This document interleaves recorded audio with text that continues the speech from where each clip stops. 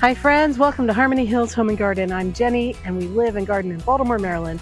Today's project is to wake up our strawberries. We got strawberries ringing the middle bed and a little bit of the lower bed, and it's time to wake them up for their spring job. Come with me, let's take care of our strawberries. These strawberries were planted in the front edges of these gardens last fall. We had these garden beds created last fall, and they finished around the end of September. So in October, I took these out of containers and put them into the ground here, ringing the front of this middle flower bed and the front edge of just a little bit of the bottom one. And so they just sat there all winter long. They did no growing until about a week or two ago. I noticed that they had started to push new growth on all the crowns. Let's look at them a little bit more closely. I have several different varieties growing in here, and the other day I took some red twig dogwood stems that I had left over from holiday decorating, and I created some basically hoop protections for the strawberries because I need to put some netting on them to keep the birds and rabbits off of them. So I used red twig dogwood stems that I had cut for Christmas decorations, and I just created over top of this row of strawberries, just a couple of X-shaped hoops going all the way down around the edge of the row of strawberries.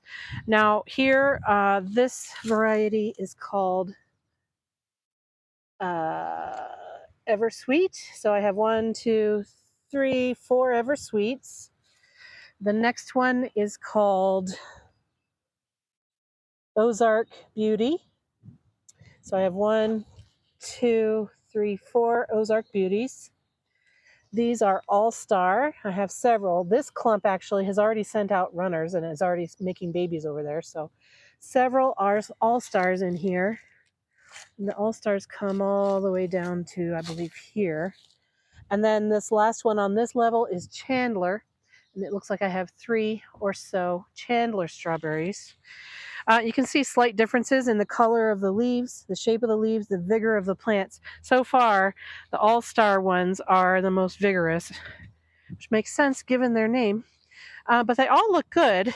And then down here, I have 3 or 4 plants of a variety called Quinault. I believe is how you say that, Quinault, which you can't really read on my, there we go, maybe there. Quinault, maybe? French speakers tell me if that's close to correct pronunciation. So there's 1, 2, 3, 4 Quinault down here, and I need to get some hoops, but I ran out of red twig dogwood. So before I put the netting on, that's actually going to be the last step of this project. I need to fertilize them, water them, and mulch them. I'm going to be using some granular fertilizer. You could use berry tone. That would be a perfectly fine thing to use here. I think I'm just going to use a Job's vegetable and tomato vegetable and tomato granulated food. And then I'm going to water it in with some fish emulsion liquid fertilizer. So that should hopefully help with fruit production. Then I'm going to mulch with some straw that I bought at the garden center specifically for this purpose. And the straw mulch helps keep the moisture in, it keeps the weeds out, but it also lifts the berries up off the dirt. You don't have to use straw. You could use any kind of mulch, but it's traditional to use straw, so I thought I would do that with these berries. But first, fertilizer, granular, and fertilizer liquid form. Let's do those.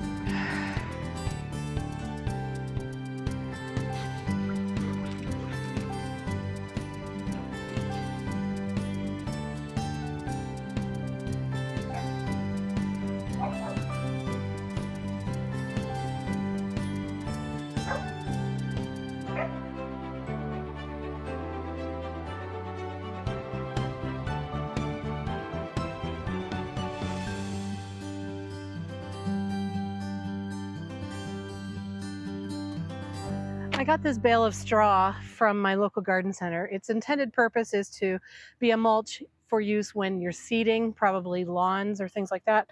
But I'm going to be using it for mulching my strawberries, and I'm hoping that that will be a really good choice. The only other option for getting straw, this one's pretty chopped up. The only other option I know of is to go to a farm supply, and I'm just not even aware of where I can find a farm supply near me. So, this is what us urban gardeners get when we look for straw. So this is easy straw seeding mulch with tack. I think that means that it holds together. Finally, no mess. So we'll see about the no mess thing. It says no mess, but that doesn't take into account the kinds of messes that I know I can make. So let's see how I can do this with minimal amount of straw in the grass.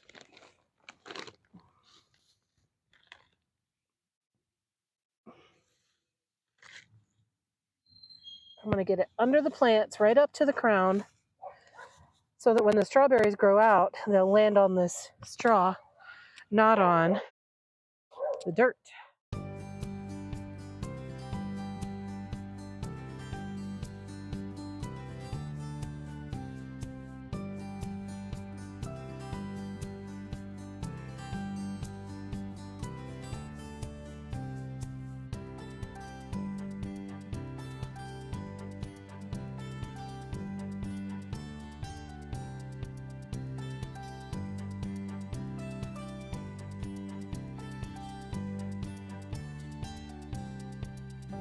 All right, I think the final thing I need to do today is use this bird netting, which I had formerly been trying to use as a deer netting, and as you might imagine, that didn't really work.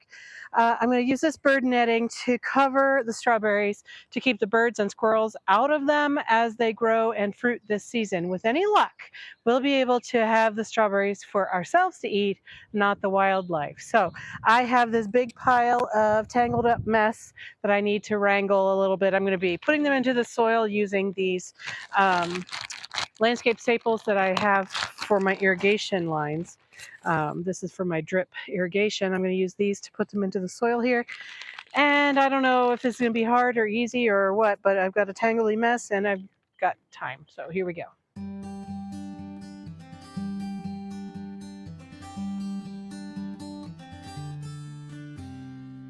It may not show up on the camera very well, but I've got a 3-foot wide section of this deer netting, and I'm tacking it in here as close to the edge as I can get it.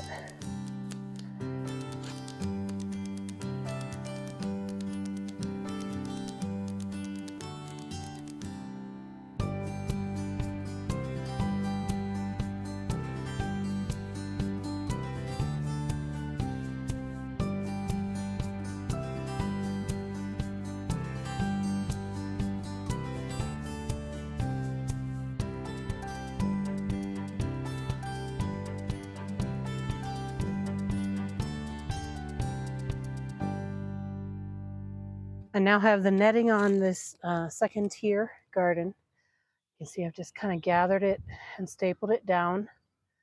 And it's really difficult to see in the camera. But hopefully you can see that it's 1/2-inch netting, black netting, and it's stapled into the soil along the edge of the bed. It goes up and over these twig supports, and then it gets stapled in again on the other side. And that's the plan for protecting my strawberries this season. I still need to do down there. Now, I've never grown strawberries in the ground like this and tried to actually eat them. I've grown them in containers, but growing things in containers and growing them in the ground are kind of different from each other. You get different sized plants, even if it's the same variety. So there's a strong chance that these plants are going to outgrow this support structure. They might get bushy and tall and gorgeous and totally fill in this netting. If that's the case, I will pull the netting off and restructure it with a taller arch support for them. But for now, while they're still putting out their first leaves of the season, I'm going to go ahead and leave this size of support and netting on them, and then just keep an eye on them as they grow.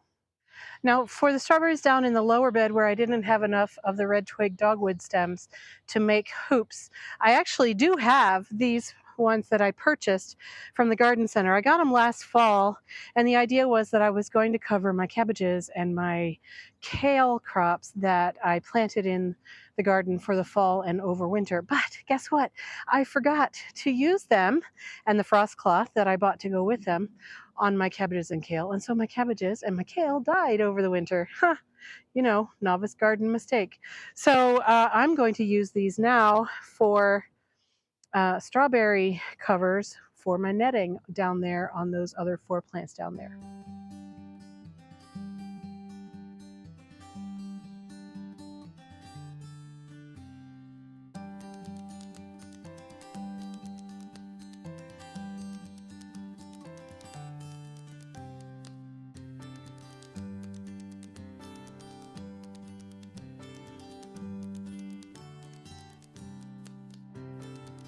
I could probably get away with just using these 3, but since I have 5, I'll use 5.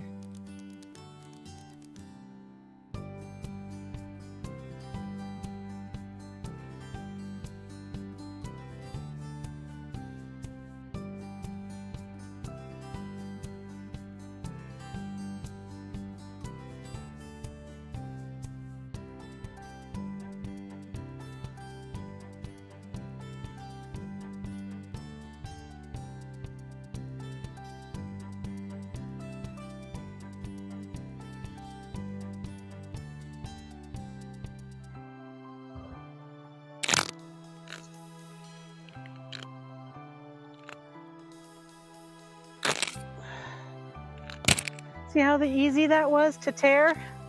That's how easy it was for the deer to tear it too. But I think it'll work for rabbits. We'll see, won't we?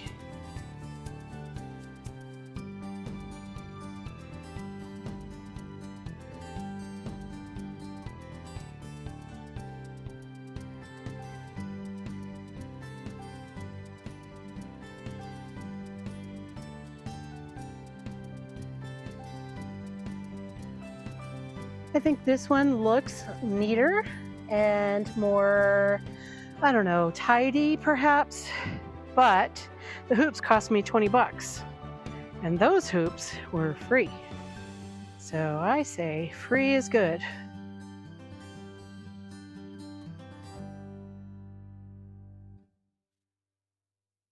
All right, well, that's my project for today, getting those strawberries up and ready for the growing season. The wind and rain are starting to come in here, so I'm losing my good weather day. Thanks for joining me in the garden. Let me know how you're doing strawberries in your garden. Do you do them in containers, in the ground, raised beds? Tell me, I'd love to know. And thank you so much for joining me today. I will see you again in another video soon, friends. Take care, bye-bye.